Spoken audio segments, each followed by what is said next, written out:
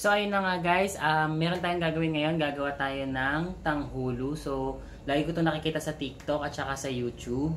Yung tanghulo, ito yung mga prutas na nakalagay sa barbecue stick.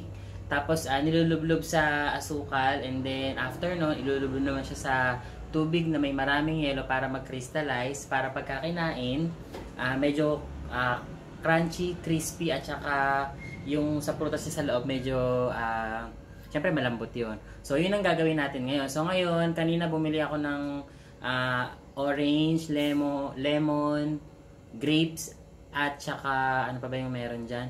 Susubukan natin gumawa ng merong carrot at saka ng ampalaya. So tara, tingnan na natin. So ayun na nga, kukunin na nga natin yung gagawin natin na pangtanghulo. So ito, kumuha ko ng lalagyanan para dito natin ilalagay. Huhugasan na lang natin.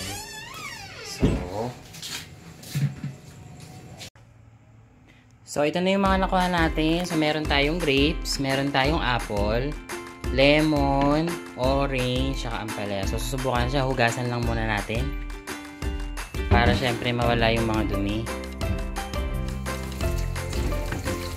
Yan. So yung grapes, konti lang yung binili ko kasi susubukan ko lang siya talaga. So yun nga, dahil nga nakita ko to sa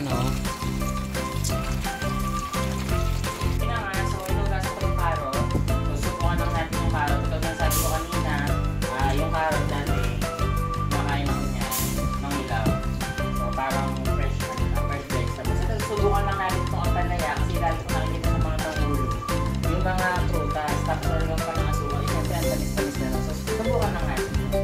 Tapos ito yung grapes na nabili ko kanina. Konti lang yung pinili ko. Yan. So bumili ako ng orange, apple, saka lemon. Subukan natin yung maasin.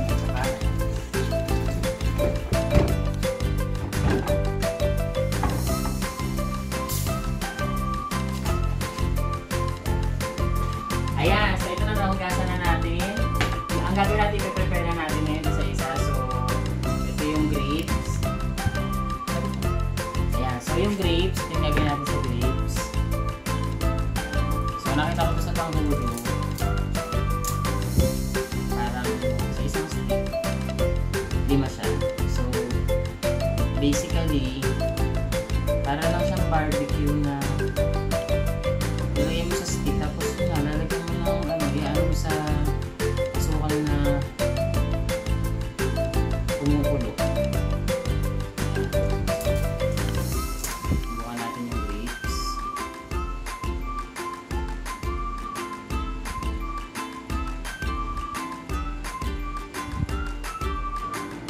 Ayan. So apat-apat lang kasi hindi siya masyadong maliit lang yung stick na nabili. So natapos na natin yung grapes, ito yung grapes. Sisimulan na natin yung orange. So hiwain muna natin. Laman lang mismo. So actually baka pwede rin yung ganito, pero baka masyado siyang malaki. So hatiin na rin natin. Itong orange. So ang gagawin natin, susubukan natin pagsamahin yung orange at saka yung grapes pala at saka yung orange. So ang ginawa ko dun sa orange, tinanggal ko yung pinakabalat niya kasi baka mahirapang tayong kainin yun. So ayan, so subukan lang natin. Tanggalin lang natin yung balat. So syempre kailangan malinis yung kamay. So lalagay ko naman yung grapes. Tapos yung orange ulit. Ayan, tapos isa pang grapes. Yan. So, tingnan natin yung ganitong tanghulo kung masarap siya. So, igawa pa tayo ng isa pa. So, tanggalin lang natin yung balat. Lapit ka kaya dito. Yung nakikita yung mismo yung ginagawa ko. Nakaganon naman siya. Nakaganon. Nakaganon. Pagkaroon yan. Yan. So, ayan. Red na. So, ayan. Inuna ko muna yung... Ay, natanggal. Inuna ko muna yung... Orange. Tapos, sunod ko yung grapes. Tapos, orange ulit.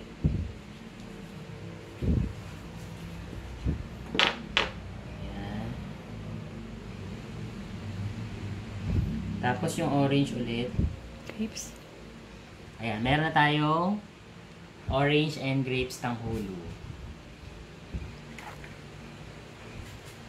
At okay guys, so ito na, subukan natin yung ampalaya. So, yun nga, titingnan lang natin, konting ilang piraso lang. Ako, kumakain naman ako ng ampalaya. Tapos, ang minsan na ginagawa ko, kapag ayaw ko kumain ng ampalaya, ang ginagawa ko, bine-blender ko na lang siya. Wala lang, para lang, mas gusto ko yung ganon, mas iinumin na lang. So, subukan lang natin kung masarap siya. Since asukal naman yung ipang-coat natin sa kanya. So, tanggalin lang natin yung nasa gitna. Tingnan natin kung masarap siya. Kasi kahit ako hindi ko rin kaya kumain ng hilaw na ampalaya. Pero pagka binlender nyo siya guys, ano naman siya? Makukuha na. Hindi naman maano yung lasa niya masyado. So ayan, lagay lang natin. Paghalu-haluin na lang natin. Kasi konti lang naman. Yan.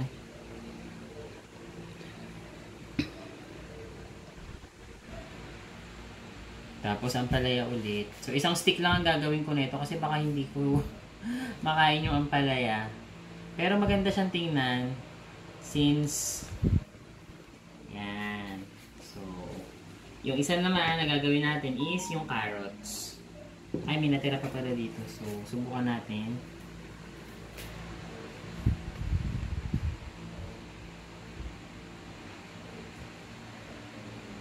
Ayan. Para colorful siya. Diba? Sayang naman kung tatapon natin. Ayan.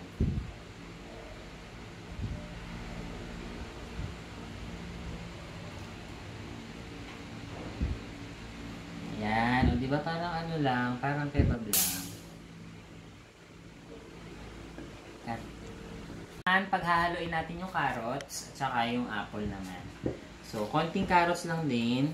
Nahugasan ko na to kanina. Pinakita ko naman sa inyo kanina. So, yung mga gulay na to, hindi rin siya masasayang kasi gagamitin din namin siyang pang sahog. So, katulad nga sinabi ko kanina, itong carrot, kumakain ako nito, yung hilaw siya. Actually ako mas gusto kong kumain ng carrot na hilaw kaysa yung luto. Kasi mas, para lang sa akin, mas masarap siya. So, i-ano lang natin, hiwain natin.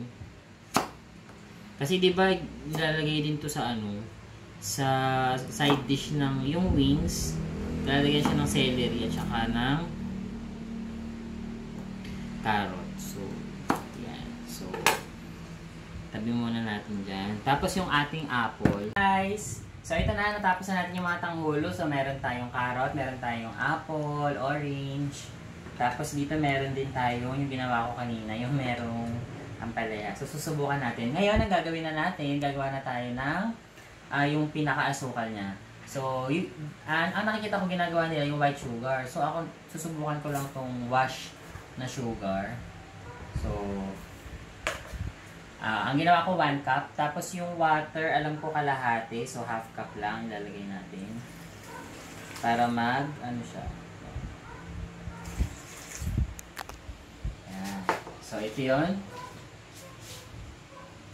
So, ilalagay na natin siya dito. So, feeling ko magagawa. Guys, ang ginawa ko pala, kaya parang maitim siya. Kasi yung ginawa ko yung wash na sugar. So, subukan natin kasi wala kaming white sugar. Tingnan lang natin. So, ang sabi, base doon sa nakita ko, wag siyang haluin. Hayaan siyang kumulo, mag-caramelize. Tapos, kailangan yung temperature nung sugar, kailangan 300 degree Fahrenheit. So, gagamit tayo ng thermometer. So, yun. Antayin lang natin.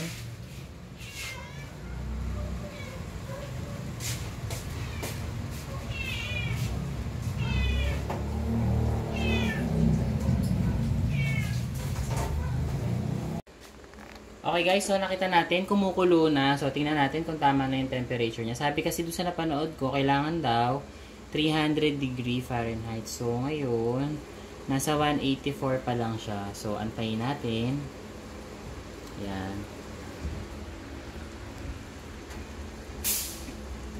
So habang inaantay natin, ayusin muna natin yung pang tanghulo. Okay. Lalagyan lang natin siya ng tubig. Ito na yung tanggalin natin yung mineral. So dito natin ilulubog yung tanghulo once na na-reach na nung sugar yung kanyang temperature. Yan. So excited na rin akong tikman kasi sabi ko nga first time kong makakakain ng ganito. Okay? Papatayin mo muna dito. So nag 300 degree Fahrenheit na yung ating sugar. So ilalagay ko na yung ating tanghulo. Gati ka dito din. So pinatay ko lang yung ano kasi masusunog na siya. So hindi ko alam kung anong kalalabasan nito.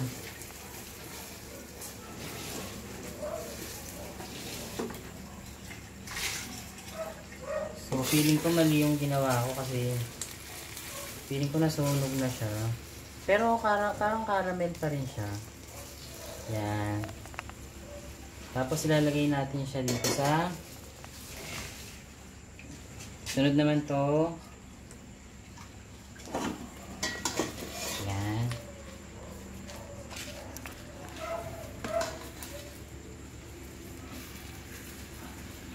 Yun. So mali yung ginawa ko. Kaya pala dapat ang ginawa ko yung puti talaga. Pero feeling ko same lang naman siya ng effect. Yan. Lagyan natin siya dito.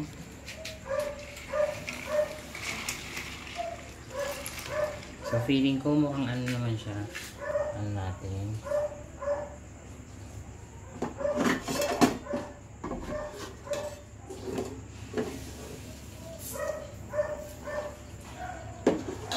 Itim na tanghul. So kung gagawa kayo guys, dapat yung ano, yung puti, yung puting asukal. Ito ako ginawa ko itong ano. Yan. So tingnan natin. Yan. So last batch na to ng tanghulo natin. Lumalamig siya. Dapat yan, ang itim ng tanghulo natin. Bisa mo lobat no re. Hello.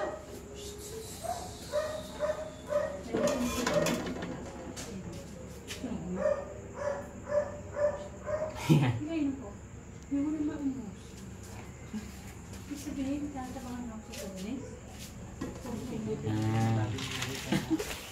Okay guys, so kung mapapansin nyo yung tanghulo natin, medyo maitim.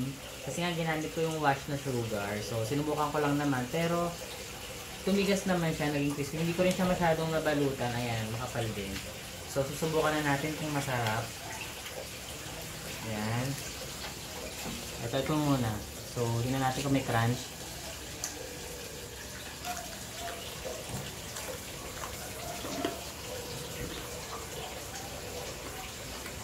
May crunch siya, masarap. Pero alam mo yung lasa lang. Parang medyo burnt siya ng konti. Pero okay naman, masarap siya. Hindi lang talaga ako. Ayan, so nakita mo na ma'am.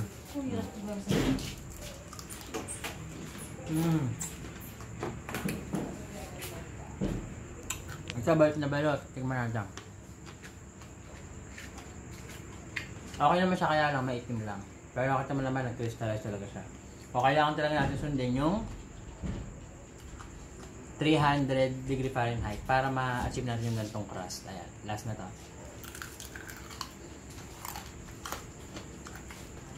Masarap ta. Pero ayaw mo yung lasa na ano. Nga.